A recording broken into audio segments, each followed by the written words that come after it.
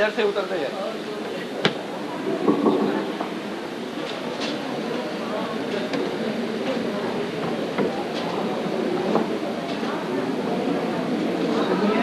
आराम से। पितु मातु सहायक स्वामी सखा,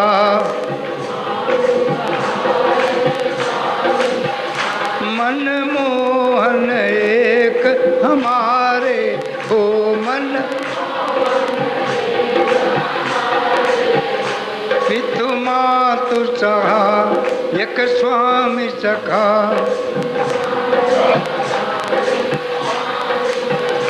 मन मोहन एक हमारे हो।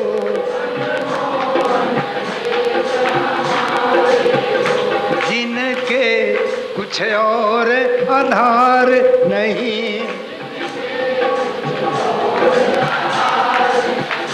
जिनके कुछ और आधार नहीं,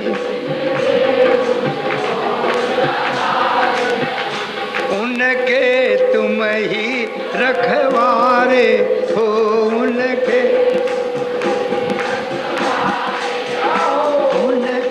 तुम ही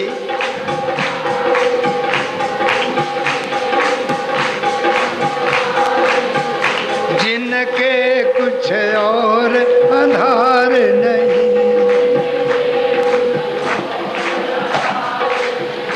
उनके तुम ही रखवारे हो।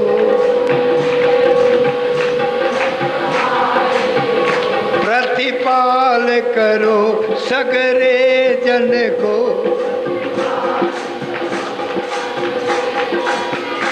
प्रतिपाल करो सगरे जन को।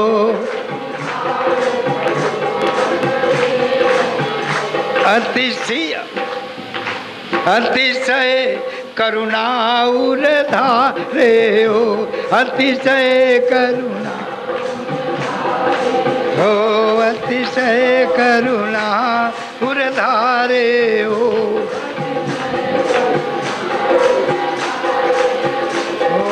राधे कृष्णा बोल मन, राधे कृष्णा बोल,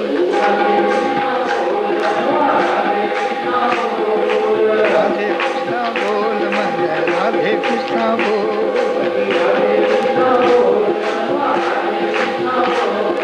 राधे कृष्णा बोल, राधे कृष्णा बोल, राधे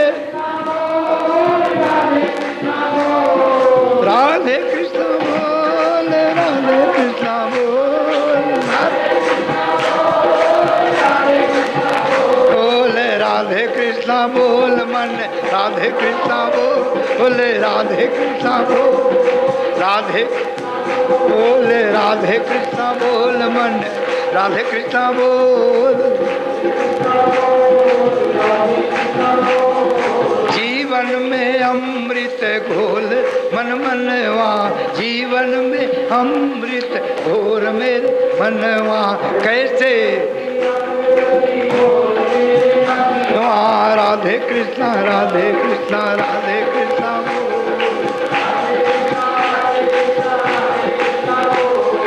राधे कृष्णा बोल, राधे कृष्णा बोल, राधे कृष्णा बोल,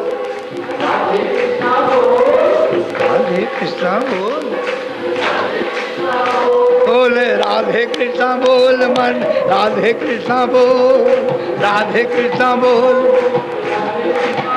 बोले सीताराम बोल मन, सीताराम बोल, सीताराम बोल, बोले शिव शिव बोल मन, शिव शिव बोल, बोले राधे कृष्णा बोल मन, राधे कृष्णा बोल, राधे राधे।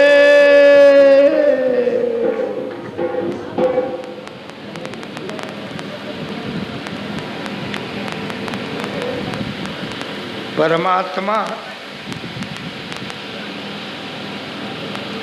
के प्राप्ति में, परमात्मा के कथा में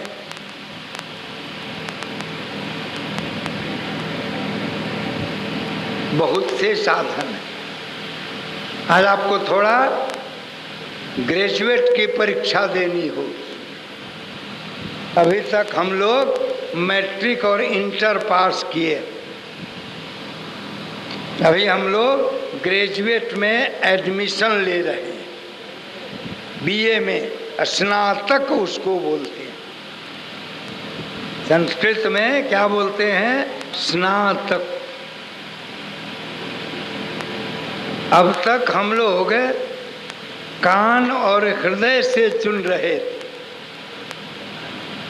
किससे सुन रहे थे? कान और हृदय से। अब हम लोग रोम रोम से सुनेंगे।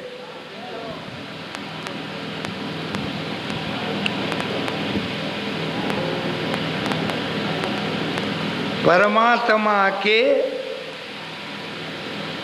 प्राप्ति में, परमात्मा के कथा में, परमात्मा के स्मरण में, परमात्मा के भजन कीर्तन में, ये सब प्राप्त करने का अनेक साधन है, लेकिन उस अनेक का जो विभागाध्यक्ष है, प्रमुख है, उसका नाम है श्रद्धा। अब विदुर जी के चरण में हम लोग पहुंचे। किसके चरण में? विदुर जी के।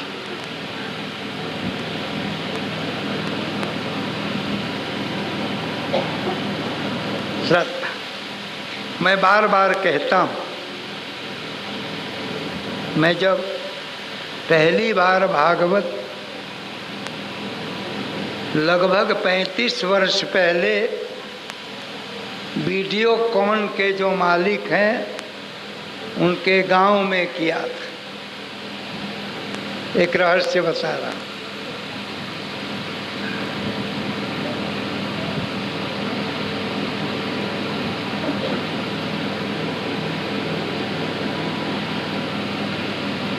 देखो भाई, हमारे बड़े हैं, गाजीपुर से चल के, बलिया से चल के हमारे बड़े प्रिय भक्त लोग आ गए। थोड़ी देर सुन लो, फिर मैं आप लोगों को भेजूंगा।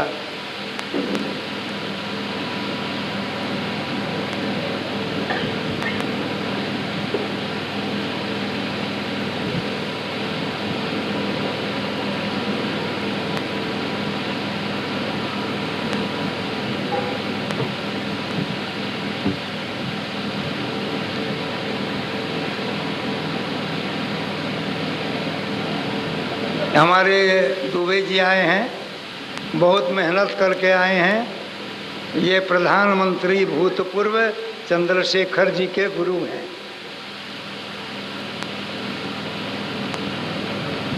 सुनो, अभी सब सुनो बैठ के।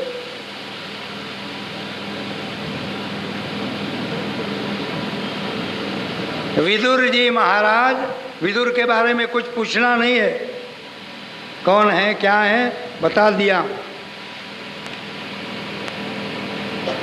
मैं बार बार कहता हूं, श्रीमद् भागवत सुनने का मन हो तो श्रद्धा की गठरी बांध करके आना, अन्यथा मत आना, कोई जरूरत नहीं।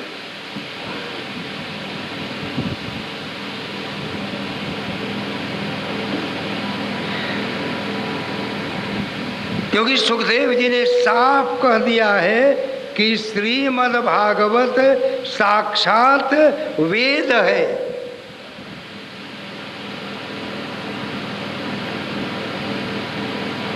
मैं अपना कमेंट देना नहीं चाहता।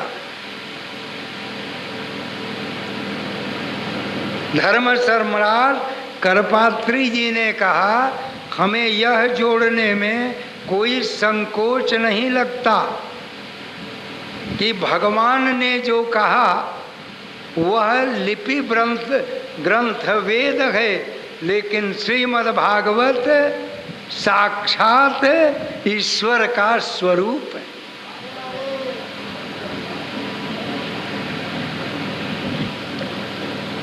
तुम कभी अपने रूप पर, स्वरूप तो छोड़ दो, अपने चेहरा पर कभी अश्रद्धा करते हो? सिंपल सी बात, कभी? साधारण बात है। जब ये स्वरूप पर तुम्हारी श्रद्धा है तो उसके भीतर बसा हुआ जो स्वरूप है उसे तर्क से कभी समझा नहीं जा सकता। इसलिए विदुर जी महाराज पहुँचे हैं कहाँ, किसके पास? राजा के पास, धृतराष्ट्र के पास।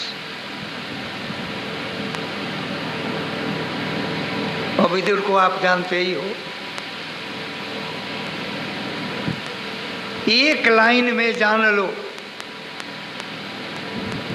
अगर अहिंसा का संसार में कोई सबसे बड़ा पुजारी था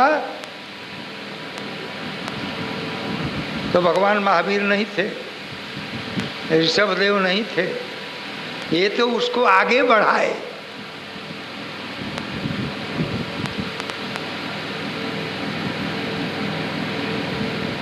तो वो व्यक्तित्व विदुर था।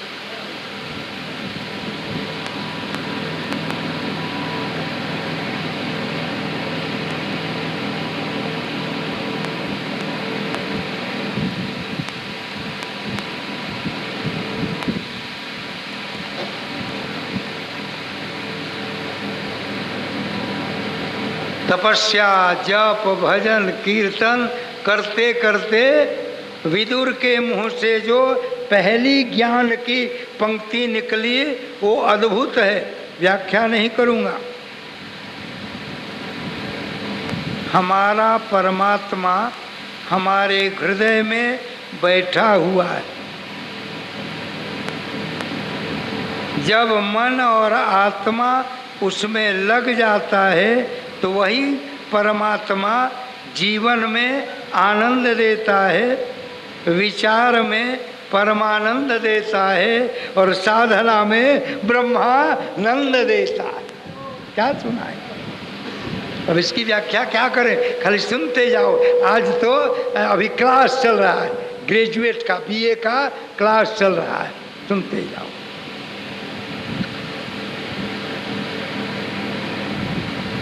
बाकी तो 8 तारीख से देखना। ये जितने अभी करीब करीब 9 स्कंध तक की जो कथा है वो हमारे तन्मयता को कृष्ण के चरणों में, कृष्ण के लीलाओं में डूबने की कथा है, डुबाने की कथा है, ऐसा समझो।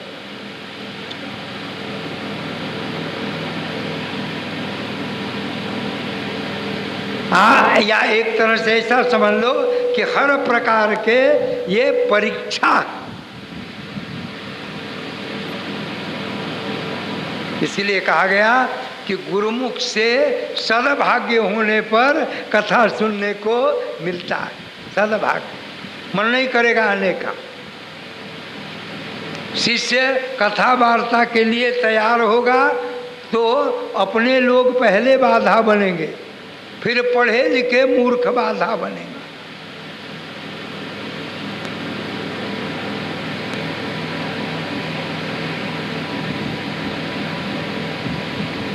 विदुर जी कहते हैं कि मैं समझा, मैं देखा, मैं अनुभव किया। 30-40 ज्ञान के बाद बता रहा हूँ, केवल कि जो आप ठीक से समझ सके। मैं बोलूं और आप कुछ न समझें तो उससे कोई लाभ होने वाला नहीं। कहते मैंने अनुभव किया, देखा। क्या अनुभव किया? जो आत्मा है वही भगवान है और जो भगवान है वही आत्मा है। और जब आत्मा में को अन्याय द्वारा शासित होना पड़ता है, तब भगवान आत्मा और परमात्मा दोनों की शक्ति लेकर पृथ्वी पर आते हैं, तो उन्हें अवतार कहा जाता है।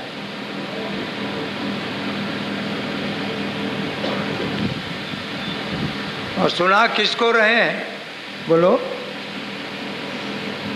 जो सुनने को तैयार नहीं है।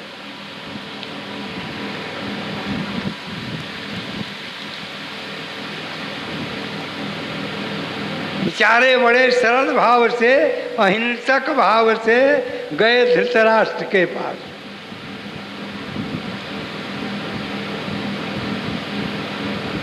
कि शायद कुछ बुद्धि जग जाए, कुछ खुल जाए।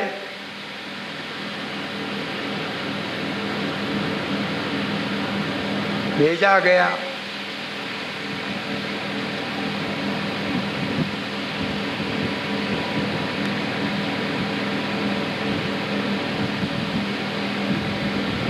धृतराष्ट्र को कहा कि भाई यो भवसागर है, इसके उतारने के लिए भगवान नहीं आएंगे, गुरु मिलेगा और तुम्हारा कर्म, सदगुरु के कृपा और शिष्य का कर्म से भवसागर पार हो जाता है। तो तुम जो कर्म कर रहे हो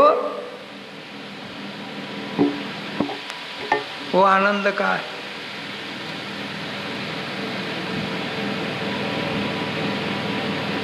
कल्याणप्रद है।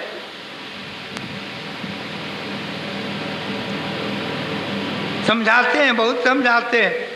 एक ही लाइन में कह दिया कि धृतराष्ट्र श्रीमद् भागवत कल्प वृक्ष है। कल्प वृक्ष सबको मिल जाएगा? इतना आसान है?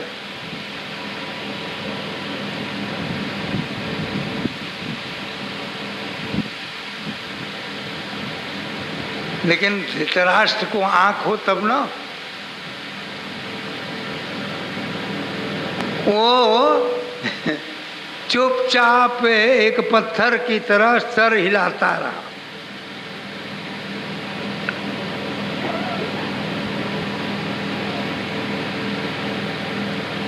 एक बड़ी अच्छी बात है, बहुत अच्छी बात है, मैं पढ़ देता हूं केवल।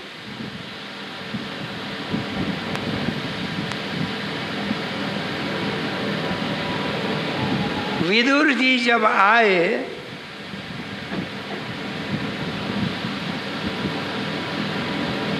तो धृतराष्ट्र ने कहा हमें नींद नहीं आती।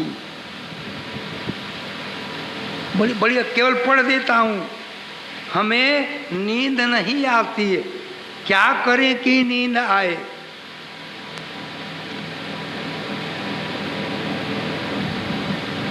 क्या उत्तर दिया? बस वही हम सबको जानने लायक। मैंने कहा ना, क्या है, सुबह में हम अवतार में डुबकी लगाए, अब हम ज्ञान में डुबकी लगा रहे हैं। गजब बात कही, गजब। 36 उपदेश दिया, जिसमें हम केवल 4 कहेंगे। तो वे कल आप कह देंगे कि 36 उपदेश दिया, आपने 4 ही कहा, तो झूठा साबित हो जाऊंगा। इसलिए पहले ही कह दो कि 4 हम कहेंगे।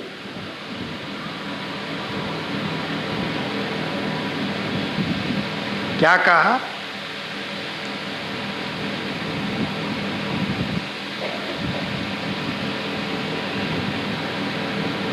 देह और गेह,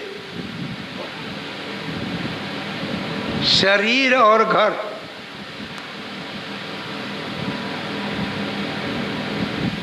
ममता के साथ काम करो, लेकिन ममता के वश में मत रहो।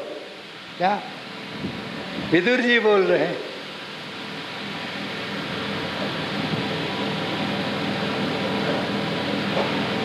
हम आज ममता के वश में हो जाते हैं तो नींद नहीं आए।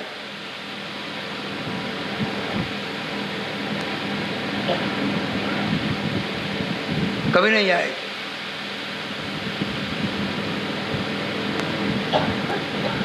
ममता के वश में अपने परिवार से अनर्गल प्रलाप करते हैं, अर्थहीन बात करते हैं तो कभी सुखद नींद नहीं आएगी।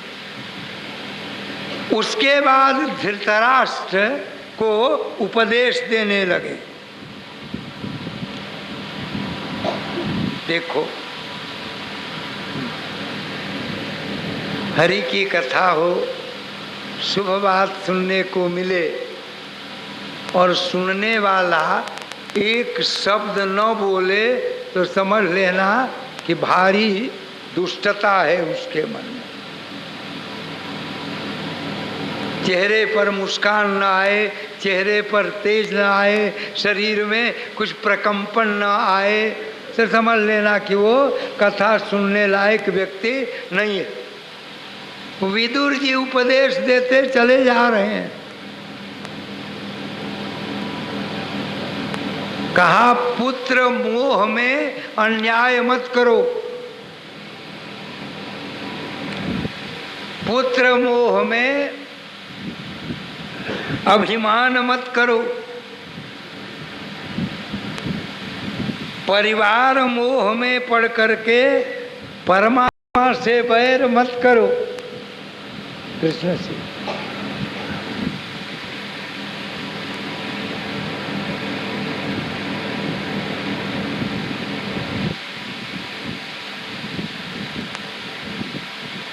धृतराष्ट्र एक शब्द भी मुंह से नहीं निकाले।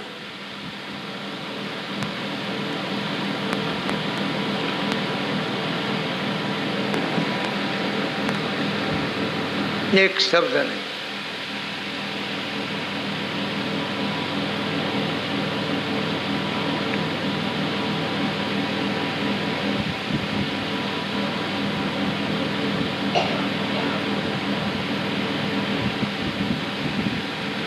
विदुर जी अपने कंधे से धनुष निकाला।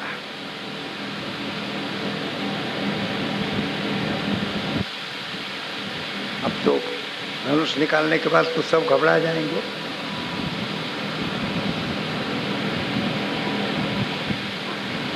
और धनुष निकाल करके धृतराष्ट्र के चरणों में रख दिया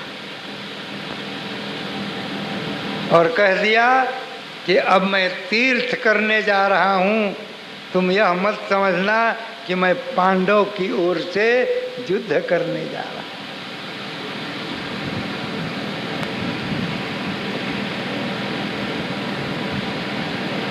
हूं। विषम परिस्थिति में ज्ञान युक्त वार्ता करो और शांति से भगवान का भजन करो, तुम्हारे घर की वन की सारी समस्याएं समाप्त हो जाए। ये उपदेश है।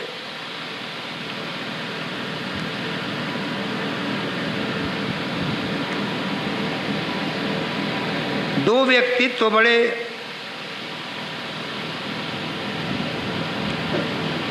गजब है। एक विदुर जी और एक उद्धव जी। ऐसा कहो कि एक भगवान का हृदय और एक भगवान का मस्तिष्क। आपने सुना ही होगा कथा में,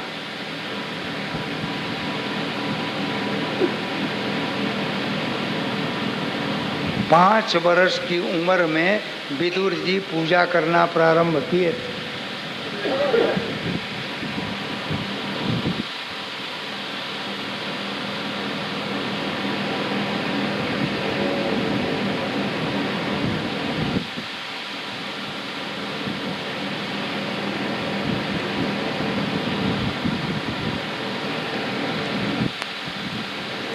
उसी समय से 5 वर्ष के बाद बालक और बालिका को स्कूल भेजा जाता है।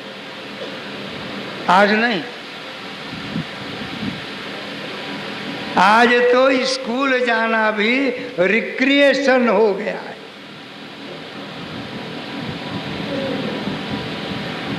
आज मैं भी तुमसे कहता हूं,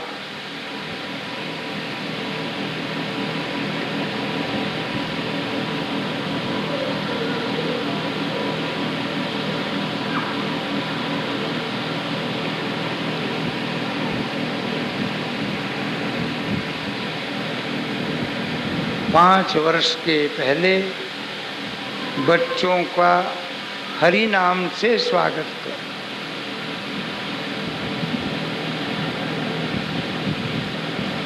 भगवान के कीर्तन से उनसे बात करो।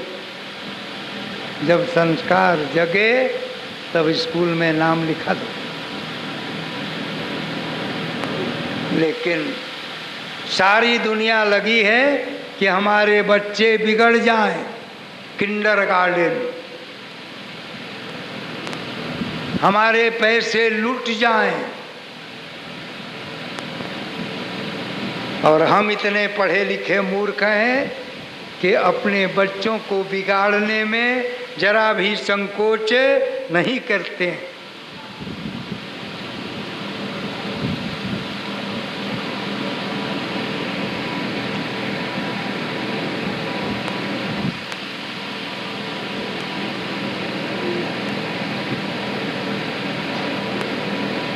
उद्धव जी ने दो तीन बड़ी अच्छी बात कही।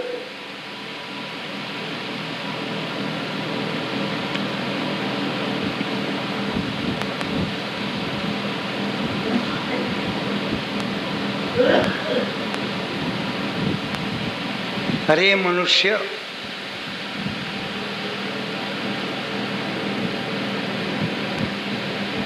धर्म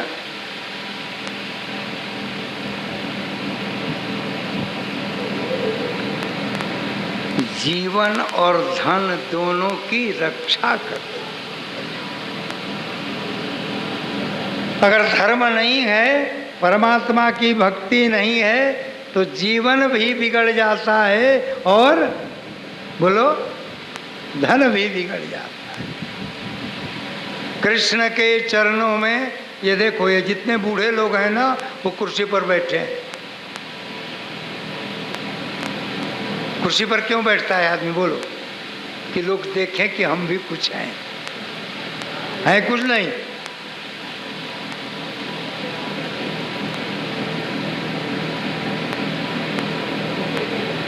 अरे कोई तकलीफ हो, कुछ कमर में तकलीफ हो, कुछ उम्र की बात हो, तब तो बैठो।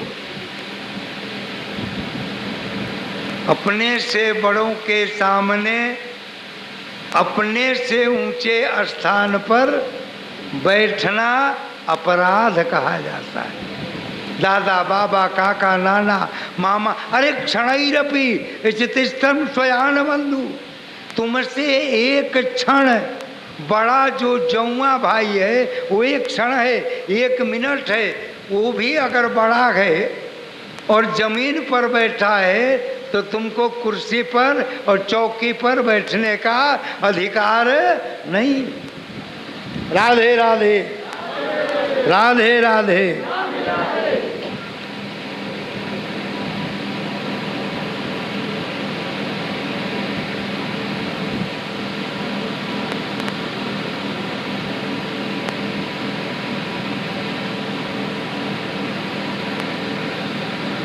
उद्धव जी में एक बड़ी विशेषता थी।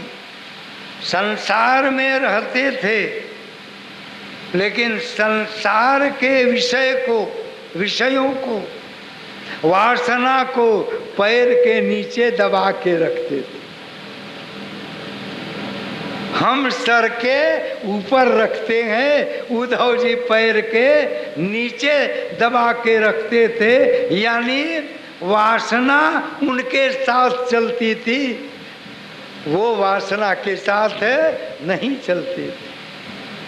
तब ना भगवान के सखा हुए। दशरथ और दशानन दोनों में 10 है ना। जो 10 इंद्रियों पर बैठा है वो दशरथ है, और 10 इंद्रियां जिस पर बैठी हैं वो दर्शन। तो अभी जो ज्यादा हम लोग दर्शानन ही हो गए।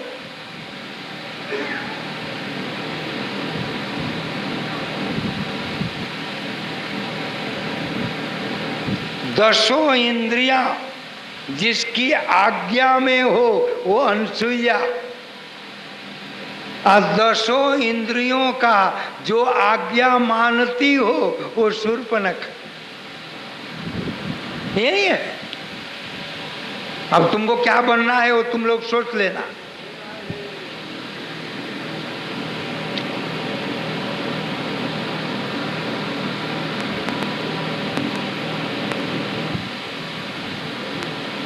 सुखदेव जी महाराज कहते हैं, परीक्षित जी ये तो 2 थे ही दिग्गज,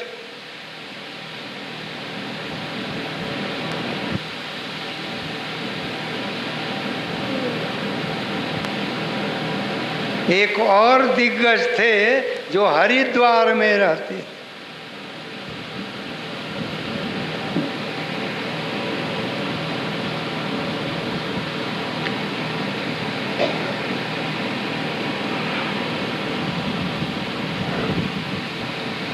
एक बार बड़ा झगड़ा हुआ कि वो हरिद्वार है कि हरद्वार है। आपने सुना होगा, बहुत दिन की बात है, 32-34 की बात।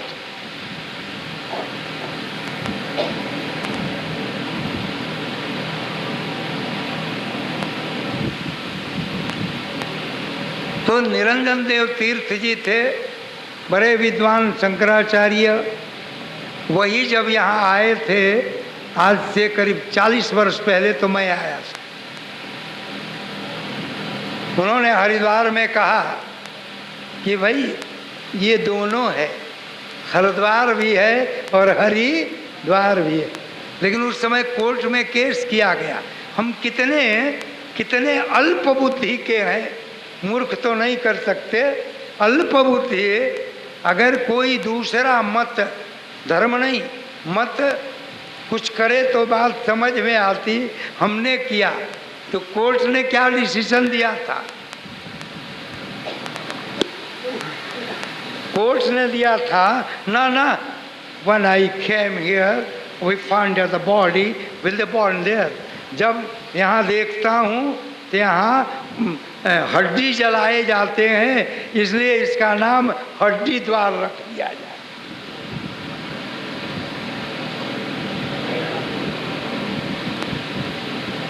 देखो अपना इतिहास थोड़ा पढ़ो, जो सत्य इतिहास। अभी तो आजादी के बाद हम केवल असत्य इतिहास का पाठ कर रहे हैं।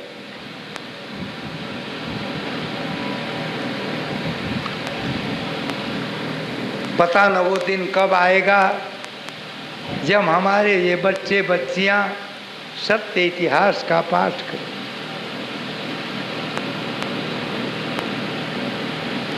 पता नहीं, क्योंकि अभी हमारी पीढ़ी में और हमारी जो आई हुई पीढ़ी है ये तो मरी हुई है। कब जगेंगे, कब ऐसा होगा, ये तो परमात्मा जाने। लेकिन श्रीमद् भागवत में सुखदेव मुनि ने न हरिद्वार कहा न हरद्वार कहा। मैत्रेय जी कहाँ रहते हैं? कहा गंगा द्वार में रहते।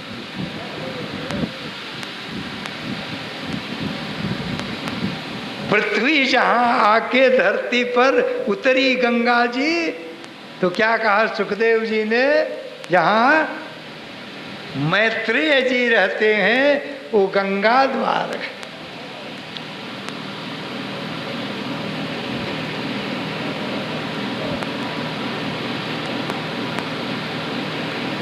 मैत्रेय जी में क्या गुण था?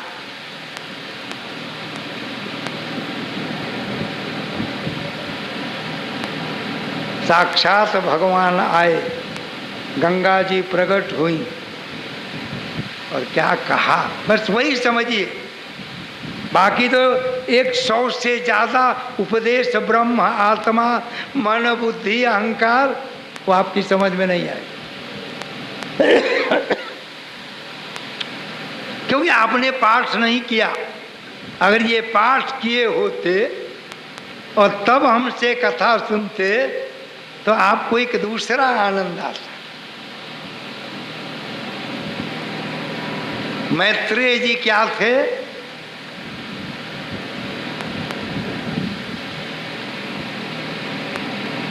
देखो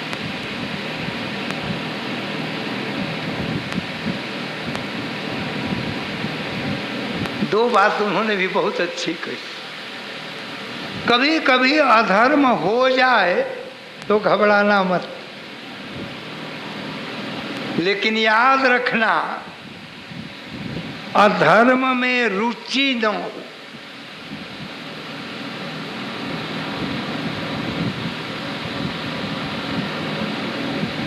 क्योंकि जब अधर्म में रुचि होगी तो जीवन दुखमय हो जाए। ये थे कौन मन मैत्रेय जी? भागवत कहता है बहुत बहुत अच्छी बात है। साधु पृष्ठम त्वया साधु लोकान साध्व नुगृहीताम। उनका परिचय देखो। अरे अपने जो महापुरुष हुए उनके बारे में थोड़ा तो जानो, 1-2 लाइन तो जानो, कुछ तो याद रहेगा। क्या बढ़िया उनका परिचय।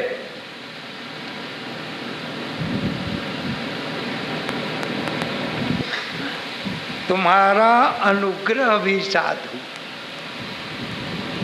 मैत्रेय माने जब तुम कुछ बोलते हो तो वो तुम नहीं बोलते, साधु हृदय बोलता है। तुम भी साधु। ये जो तुम्हारा शरीर है वो लगता नहीं कि किसी पुरुष का शरीर है, वो लगता है किसी साधु का शरीर है। इसलिए कहा तुम्हारा अनुग्रह भी साधु, तुम भी साधु, ओहो, और तुम्हारा प्रश्न भी साधु।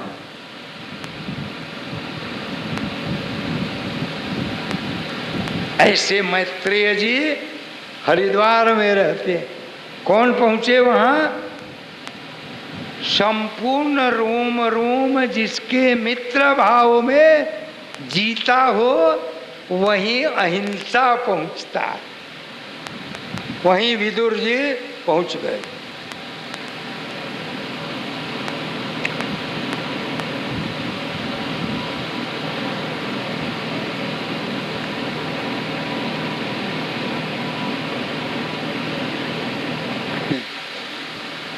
ये ग्रंथ क्या है पहले ही बता दिया है कि साक्षात कृष्ण का शब्द है और उस शब्द को सुखदेव मुनि ने मंत्र बना दिया है।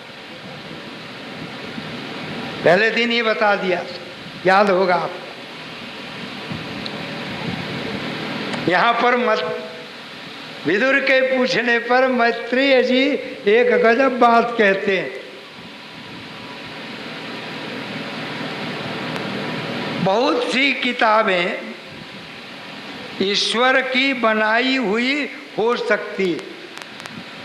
जैसे बाइबिल को कहते हैं ईश्वर ने बनाया, कुरान को कहते हैं ईश्वर ने उतारा, ये हो सकता है। आप भी अपने किताब में कह सकते हैं कि ईश्वर की वाणी है। बहुत से आज मत ऐसे हैं, नाम रखना, क्योंकि ये आध्यात्मिक दीप है, नाम रखना ठीक नहीं। जो अपनी पुस्तक को भगवान की बनाई हुई कह सकते हैं, लेकिन विदुर जी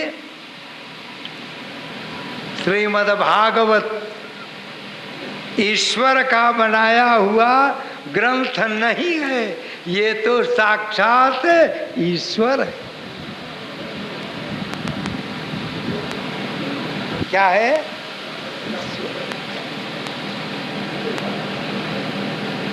उनके बनाए हुए शब्द पढ़ोगे तो कुछ सीख जाओगे, लेकिन श्रीमद् भागवत पढ़ोगे तो कुछ प्राप्त हो जाएगा। श्री कृष्ण गोविंद हरे मुरारे, हे नाथ नारायण वासुदेवा।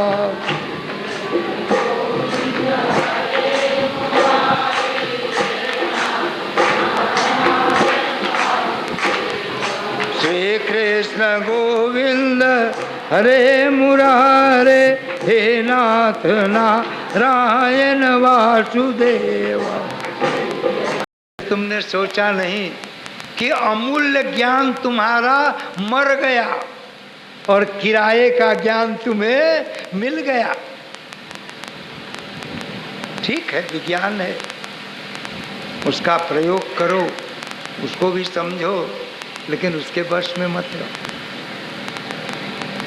एक बड़ी विचित्र बात, सुंदर बात अत्रेय जी ने कहा, सॉरी मैत्रेय जी ने कहा।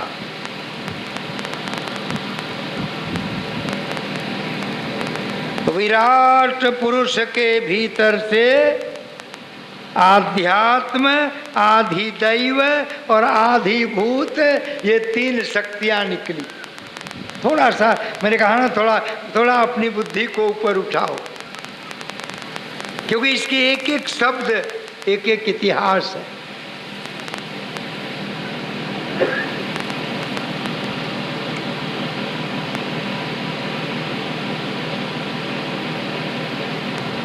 इन सब से सूर्य बना, अग्नि बना, पृथ्वी बनी, ये सब बना, लेकिन एक दो चीज बड़े मार्के की है कि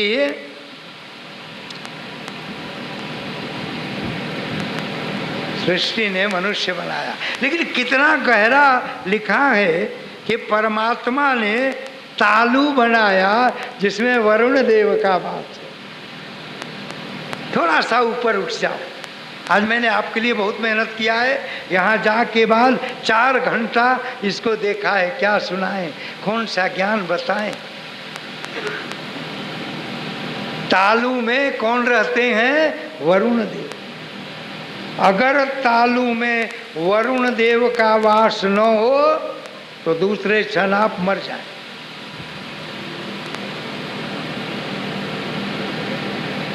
एक एक अंग में एक एक देवता रहते हैं। मैत्रेय जी कहते हैं कि तालु में वरुण देव,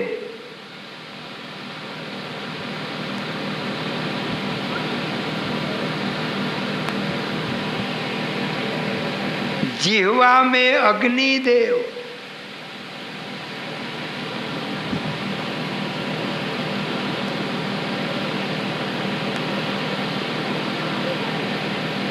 नासिका में अश्विनी कुमार।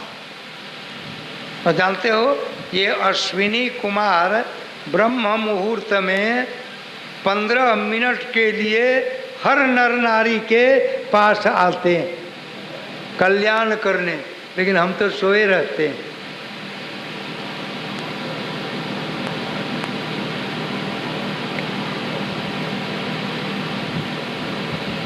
नेत्र में सूर्य देव,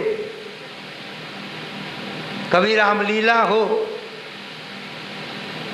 या कभी एक बार यहाँ हम अयोध्या के रामलीला बुलाएं तो उनके आंख में देखना तो श्री राम के दर्शन होते हैं। कई बार मैंने देखा है, तब मैं कह रहा हूँ, क्योंकि सूर्य देव है, नेत्र में सूर्य देव है।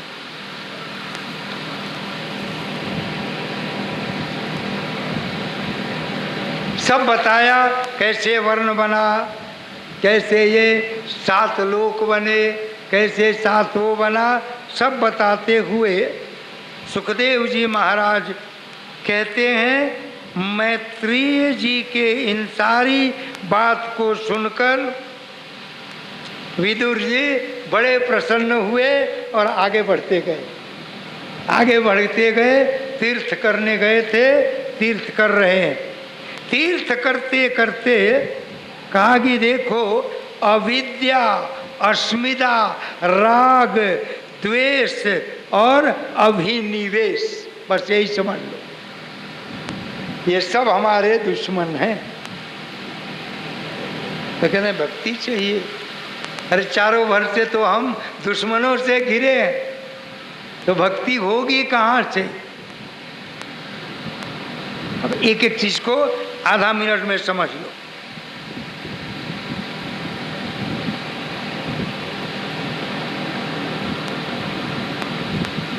शतविशं हमारा जीवन 60% नासमझी में जिंदा रहता है।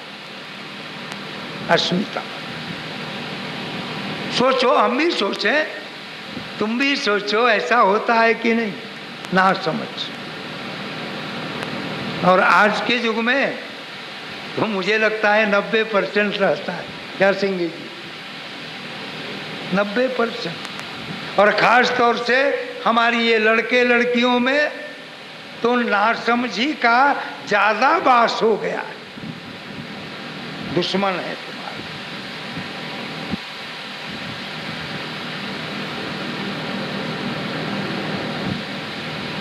चापलूसी और राग, जरा सा किसी ने हमारी बड़ाई कर दिया, अरे ऐसा तो हमने देखा नहीं। यहाँ तो एक लाइन के बड़ाई में जीवन बिगड़ जाता है। I love you and I like you, ये राग है। राग बस में करता है, दुश्मन है राग।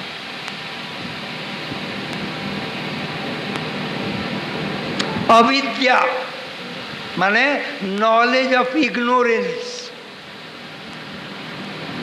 अज्ञान का ज्ञान। जो हम नहीं जानते हैं उस पर भी अपना नुक्ताचीनी करते हैं। ये 5 हमारे जीवन के शुभ निर्माण के लिए बाधक है। ये सब कृष्ण के चरणों में प्रीति बढ़े इसलिए इतनी बात कही जाती है। मैत्रेय जी कहते हैं सब पहुँचते स्वर्ग में गए, जहाँ दूध का भंडार है वहाँ गए, वो सब यात्रा वर्णन की कोई ज़रूरत नहीं। अरे क्या देखा, क्या सुना, हमें तो उसकी ज़रूरत है, हम उसके लिए बैठे।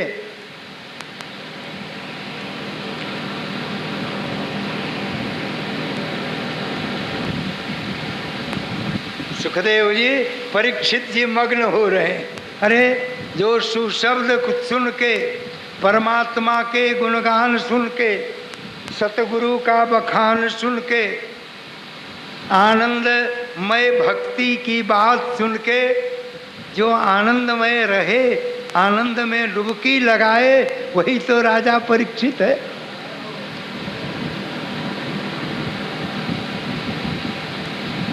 अगर आप उसके कुछ भी अंश हैं या मैं भी कुछ अंश हूं तो सचमुच में हम और आप कलयुग में धन्य। श्री राम जय राम, जय श्री राधे।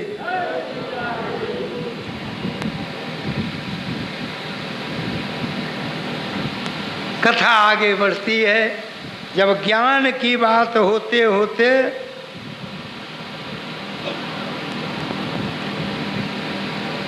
कैसे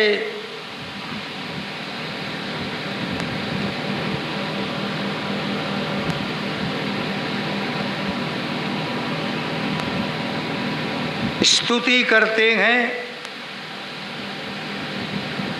भगवान की स्तुति, अवतार की स्तुति,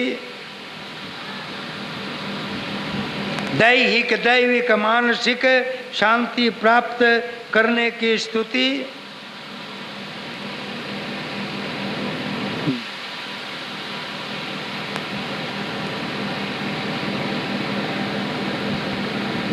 कहा ये कुछ भी किसके लिए नहीं है। विदुर जी का प्रश्न भी गजब है। तब विदुर जी ने कहा काल को समझ करके, काल के अनुसार, काल में रहकर काल के लिए कार्य करो, तुम धन्य हो जाओ। एक ही लाइन में पूरा भागवत का उपदेश हो गया। विदुर जी ने कहा क्यों? तब कहा कि काल में न रात है, न दिन है, न घंटा है, न मिनट है, न उत्तरायण है, न दक्षिणायन है, न युग है, न मनवंतर है और न कल्प है। सबसे जो ऊपर है वह काल है। समय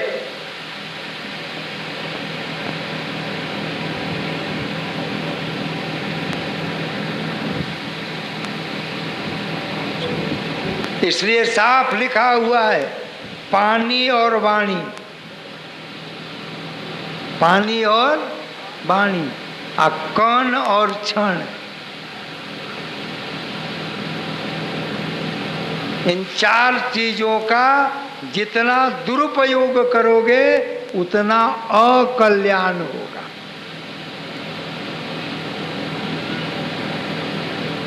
आज देखो अपने घर में देखो, मैं तो साफ कहता हूँ, इसलिए कहता हूँ कि यहाँ सब मेरे अपने बैठे, हमारे छोटे छोटे लड़के लड़कियाँ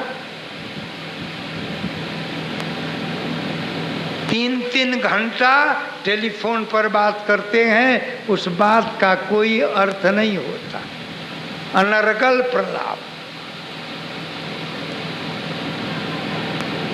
और आज तो हमें बिगाड़ने का, हमें पैर को ऊपर करके सर नीचे करने का माध्यम मैसेज बन गया है। टेलीफोन लो और दिन रात मैसेज देते रहो। यह मत सोचो कि बाप कहाँ से पैसा लाएगा और कैसे बिल भरा जाएगा, क्योंकि तुम्हें तो कमाना है नहीं। इसीलिए कण और क्षण, पानी और वाणी, ये समय को समझते हुए व्यय करो, दुरुपयोग मत करो। हम देखते हैं बंबई में, कलकत्ता में 15 साल, 20 साल, 25 साल पढ़े हुए लड़के लड़कियां 12 बजे रात के बाद कंप्यूटर पर बेमतलब का बकवास करते हैं और रात भर नींद नहीं आती है और दूसरे दिन कहते हैं मम्मी आज सर भारी है। अरे भगवान करे डबल भारी हो जाए।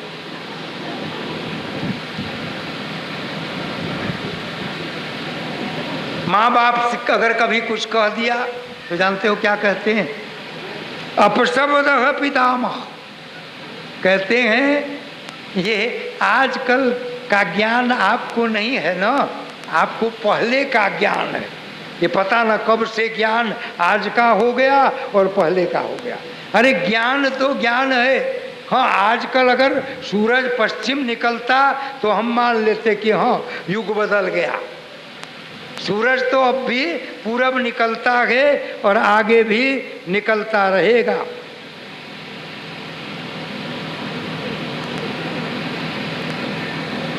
ऐसा करते करते ज्ञान लेते लेते हैं आगे बढ़ रहे हैं। और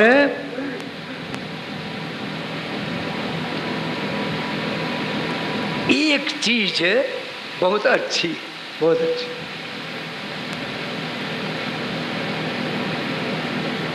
सुखदेव जी कहते हैं राजा परीक्षित जरा लिख लो, ये अक्षर भी भगवान निकाले।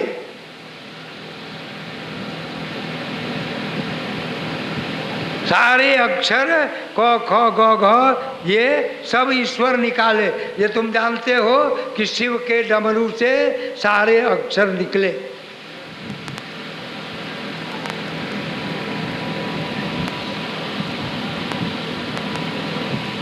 एक जीवन की बात बताते हैं मैत्रेय।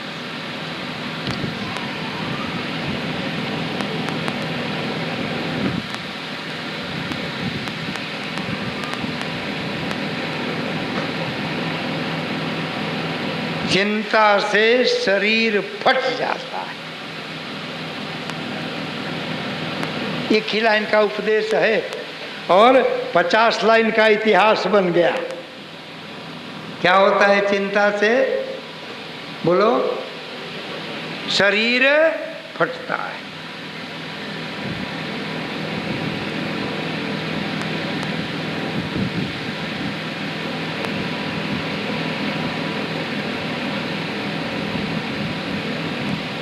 इसलिए शरीर न फटे, चिंता मत करो और 2 चीज मिला के काम करो।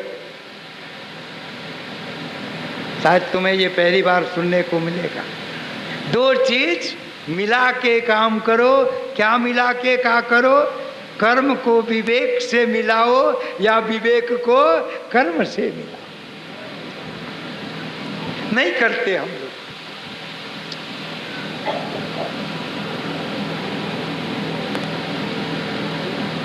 कर्म को विवेक से मिलाओ या बोलो विवेक को कर्म से मिलाओ, क्योंकि ये दोनों प्रधान है। कर्म भी प्रधान है और विवेक भी प्रधान है। ये भागवत का हमें बहुत अच्छा उपदेश लगता है।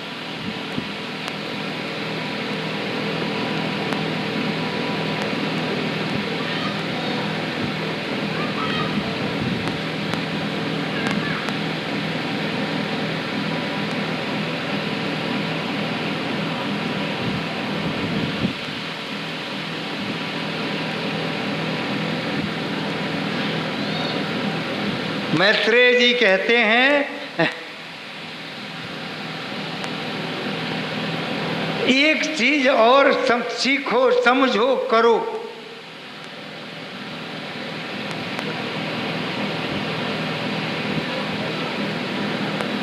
धर्म का सिंहासन क्या है? ये चौकी, तख्त, गद्दा, पलंग, रेशमी का चादर, ये है धर्म का सिंहासन। क्या है? बेचारा धर्म को आजकल बैठने को मिलता ही नहीं।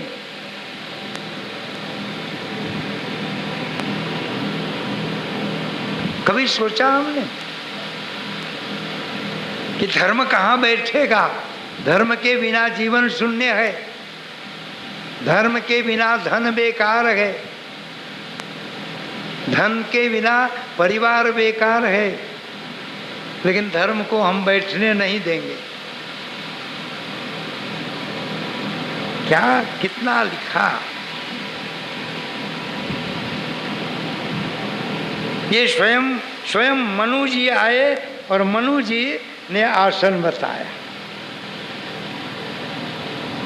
क्या आसन है? आदर बुद्धि धर्म का सिंहासन। ये कथा है। कौन कहता है कथा है? कथा तो वो है, एक था राजा, एक थी रानी, दोनों मर गए, खत्म कहानी।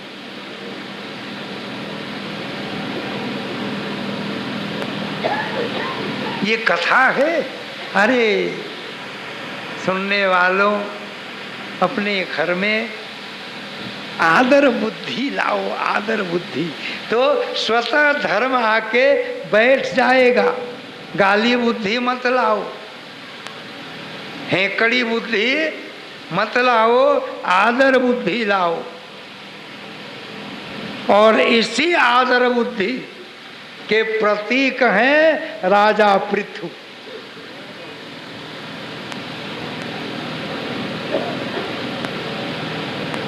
आदर बुद्धि की स्थापना राजा पृथु ने किया।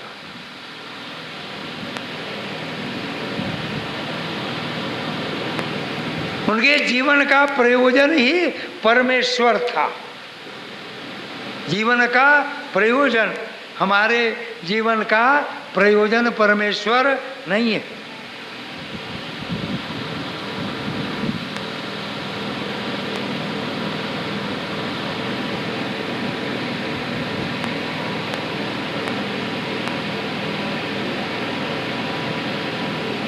सब अवतार की बात आपने सुन लिया है, भगवान का दर्शन कर लिया, तब ज्ञान की बात आप सुन रहे हैं। और ज्ञान की बात सुनते सुनते जरा कश्यप ऋषि का दर्शन कर लीजिए।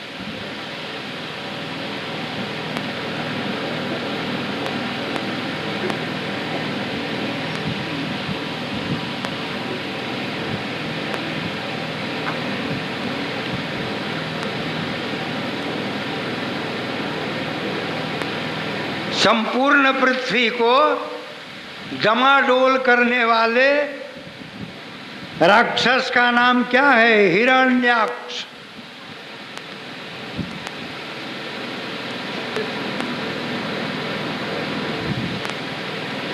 आपको पता ही है, भगवान ने अपने दांत से हिरण्याक्ष को गुड मॉर्निंग कर दिया।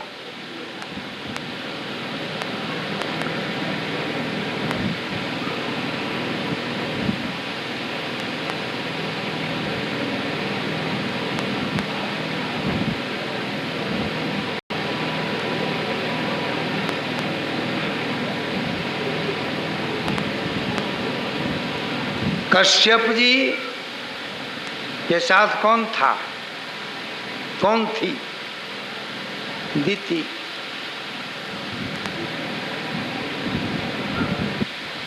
और दिति दक्ष पुत्री थी।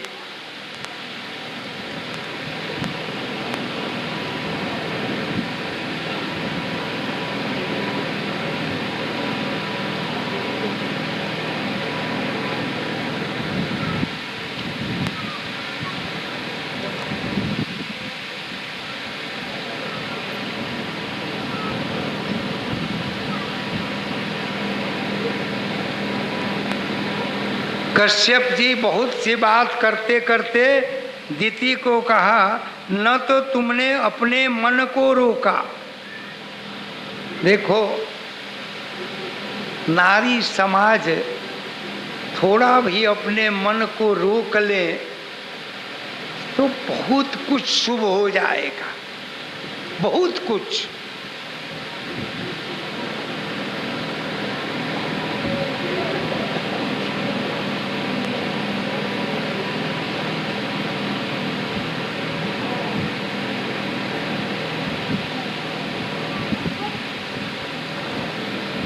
दिति,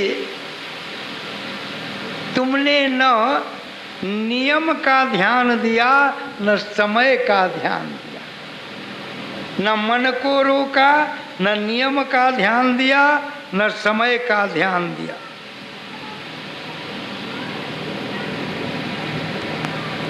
न कभी बड़ों की आज्ञा की तरफ ध्यान दिया।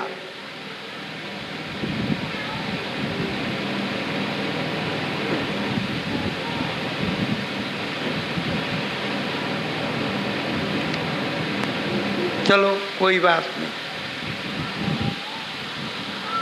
एक तपस्वी की पत्नी हो,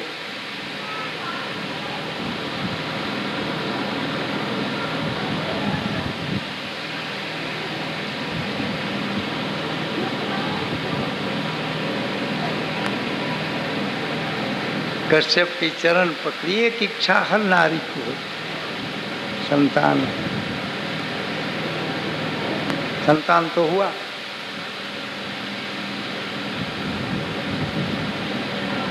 कौन संतान हुआ बोलो? सब जानते हो। आधा सेकंड का समय देता हूं, बोलो। हिरण्य,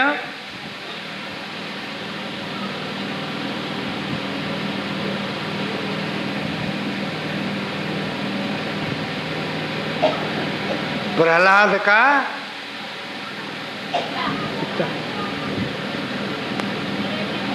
प्रहलाद में क्या गुण था? एक ही, बचपन की बात छोड़ दो, एक ही गुण था। प्रहलाद ने कहा, मैं सत्य, दया, दान, प्रेम, करुणा सब छोड़ सकता हूं, लेकिन धर्म नहीं छोड़ सकता, शील नहीं छोड़ सकता।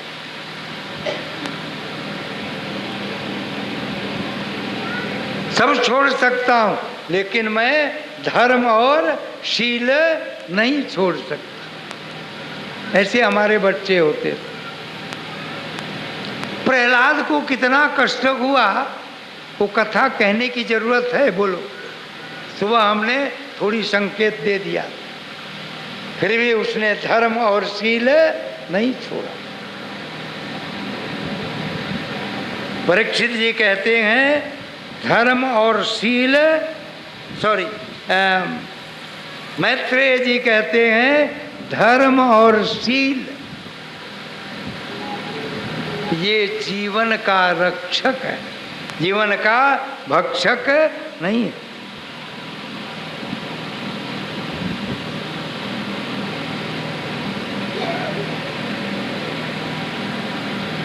हिरण्याक्ष, हिरण्यकश्यपु,